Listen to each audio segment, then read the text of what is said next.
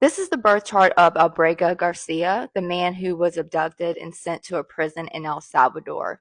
Now, when something major like this happens in your life, it's definitely going to show up in your birth chart, and it does in his. The first thing I noticed when I looked at his chart is that he was having his Saturn return exact the day he was taken.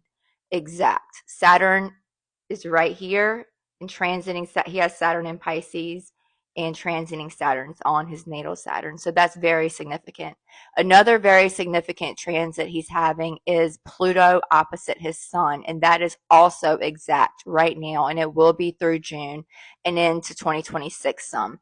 Now, this transit can show being overwhelmed by stronger forces, intense power struggles, being manipulated, controlled, coerced, feeling powerless.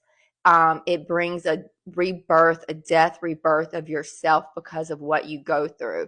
Your sun is your will, your life force, and Pluto is the planet or the lord of the underworld. He literally abducted Persephone. So he's abduction is part of his theme or part of his themes.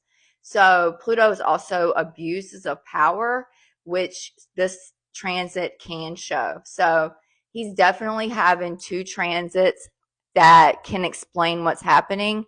Now, not all the time will these transits manifest this extremely, but in this case, they are. Saturn is also restriction. So I knew there would be a Saturn transit happening somewhere.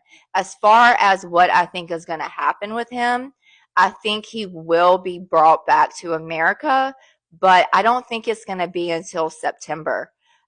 There are reasons for that, transits he's having that I looked at, and it's going to be the 6 month mark of his departure out of the country.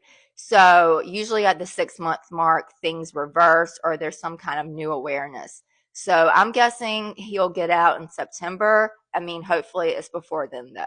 Two other quick predictions.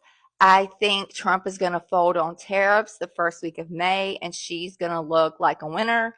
And I think the Menendez brothers will be released from prison. I think Gavin Newsom will grant them clemency. So we'll see what happens.